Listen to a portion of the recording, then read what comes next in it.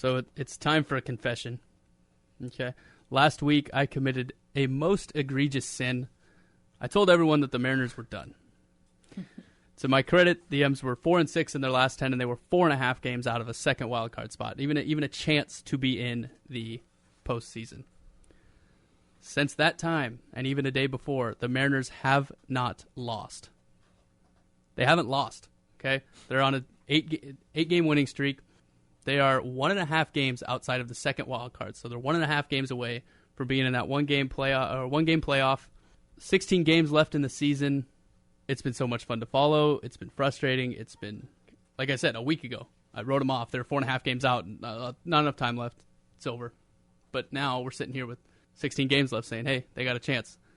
Kellen, what's worked for them? Well, I like to kind of compare the Mariners. They're kind of that ex-girlfriend that just kind of plays with your heart.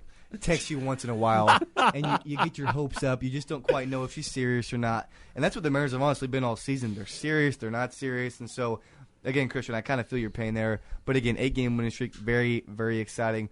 So, for me, fellas, and Lacey, no matter the sport, every team needs a leader. Mm-hmm. Robinson Cano is my leader for the Mariners. He's hitting .298 this season with 33 home runs and 87 RBIs. And this is something that might, possibly a lot of fans might not quite know. He got double hernia surgery in the offseason. Now, this is what's crazy.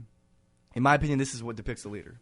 He knew he was going to have this surgery before the season was over, but he played in the final 3 games of the 2015 season before having the surgery.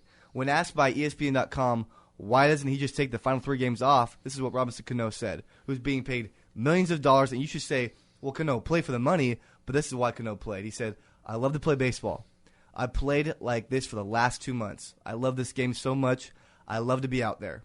For me, guys, that's what leadership is. It's playing the game you love. It's playing when you're hurt. I played with a torn ACL before. You got to play the game you love, and then you earn other people's respect. Yeah, Lacey, it was impressive. Yeah, that is impressive. You could tell now. You could tell after having that surgery, he's healthy again. Last year, he had a down year. People, what's wrong with him? What's wrong with him? Through the whole first half. And it kind of came out over the All-Star break. And not many people knew about the injury. They didn't. For the whole first half of the year, people were like, why is he so bad right now? Right. He's playing with a double sports hernia. Yeah. Like, that's ridiculous. And he played the whole second half and got better and got better and got better. And now he's back to being healthy. Career high in home runs, like you said, 33 home runs. So, I mean, it's working right now for the Mariners. Robinson Cano, it kind of goes through him. Lacey, who's standing out? I think to go along with Robinson Cano, we got to consider Kyle Seager, kind of flying under the radar for the past few years. He started with the M's in 2011, didn't get major minutes until 2012. And Seager's career stats, if you look at them, it is amazing, his improvement. In almost every category, Seager has increased in numbers. And to just give a few examples, for runs, Seager went from 62 runs in 2012 to 83 in 2016, which is this season, which you have to consider is not yet over. His batting average jumps from 259 in 2012 to 288 this season.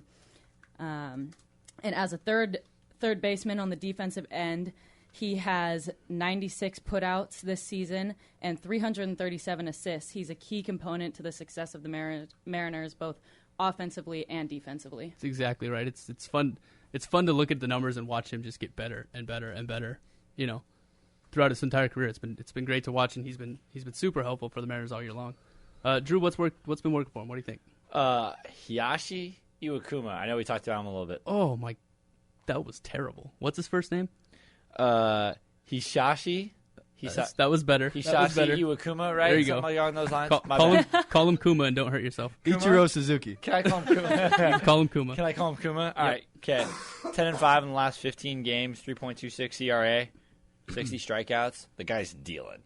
I mean, he's been the bright spot in the Mariners rotation all year long. With Felix having a down year, he's been when Felix struggles, he's been the bright spot in the rotation. I look to see him throw very, very well in the coming weeks, and hopefully, very hopefully, Mariners can make the playoffs and we can see him throw a little bit more.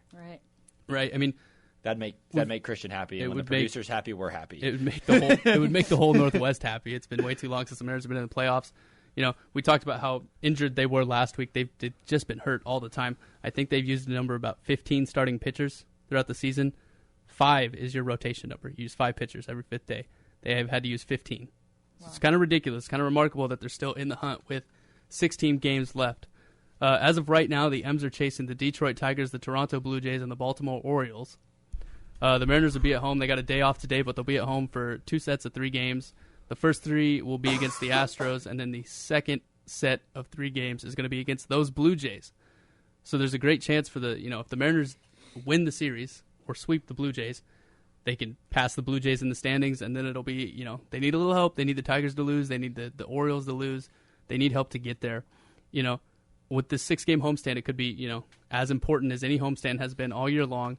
What's a reasonable expectation for the M's this upcoming homestand? Should we really expect them to win all 6 games? Should we, should they split them? Should they go half? 3-3. What are you looking for? What's going to be a successful homestand for the M's? Well, I don't think we need to worry about the Baltimore Orioles. I mean, I think they don't have Cal Ripken anymore. They don't have Miguel Tejada. Is that where your baseball knowledge goes back to? Way back. Cal Ripken Jr. and Miguel Tejada? It stops at 2001. Those are some great names, though. I hope I just got some respect. Next year, you're going to tell me David Justice still plays for the Yankees. He always had that great necklace. But here's the thing, guys. I think right now, again, a lot of momentum going on with the Mariners side, and it's exciting with the fans. Twitter's kind of going crazy. The first couple of fans, I think, get some free when they walk in the stadium. So right now, there's some energy right now that hasn't been there. So for me, I think we're going to go 4-2. I think that's realistic. Of course, do I want to say 6-0? Absolutely. But again, with the Mariners, I paint them back to being that ex-girlfriend. I just don't quite trust them yet. Can't quite give them the Facebook official. So I'm going to go 4-2. Again, Soto Mojo is real right now, though. I'm really, really excited to see where they are at. And again, I think if we're in a 1-game playoff, guys, you got to put Felix on the mound. That's an interesting. We can argue that in a minute. 4-2, that's winning both series. I think I think that would work. I'd be happy with that. Lacey, what do you think?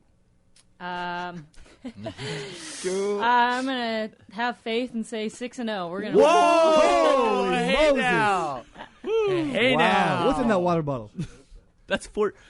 If they were to do it, I'm all for it. That's 14 in a row. straight. What is this, That's Moneyball? ridiculous. They don't write movie. They write movies about that stuff. Next, you're going to tell me the Angels are in the outfield. That's better than Moneyball, the rookie. The Angels in the outfield, rookie of the year's on the mound, and they're going to run off 14 straight. I'm buying in. I'm with Lacey. 14 straight. That's Dude, you wrote them off last week. You can't say that. You said the season was over. You're the ex-girlfriend that go goes home. Oh man! You told us to stop watching. I'm bought in now. Drew, what are they gonna do? 3-3. Oh, the Blue Jays are too good, man. Even with Josh Donaldson, hip's not lying. I know he's out with a hip injury, but they're just too good, man. The Blue Jays are too good, and they're too streaky come pennant races. And come to the end of the year, they play their best baseball at the end of the year. They always have. The Mariners are at Safeco, though. That's a huge part of it. They're not traveling to Toronto. But in my Toronto's opinion, coming here. They almost travel better than they play at home. You'd have to look at the splits. You'd have to early in the season it was like that. They were playing way better on the road, and then it kind of flip flopped. I think it evened out. You'd have to look at the splits. I don't know if you could.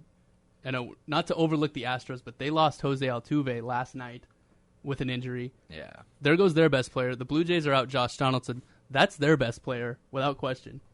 Right? But it's baseball, man. Oh my goodness! But it's baseball. Where the Mariners? That's the only reason the Mariners are even in the wild card race because it's baseball. That's the best explanation you got. You wrote them off. I did. I was. Yeah. That's not my finest hour, but you've been great with the music today, though. You've been great with the music today. And the breakfast. Oh, too. I don't have one ready. Anyway, yeah, cool. Everyone's excited about it. Kellen, you know how much it would cost you to get into a Mariners game Friday night? Is it $8.50? It's about $8 $8 to celebrate the 8-game winning streak. That's 4 too many. College budget. 4 too many. If I'm not working at the News Tribune, I'm at Safeco Field. I hope people are going out to that game. I hope they're going all weekend long. With the Seahawks not being home, and we'll talk about them next. They're in L.A. Obviously, PLU's away. A lot of people are traveling for that game. Don't go to the Mariners. Go cheer them on. Put energy in the ballpark. Do them some justice here.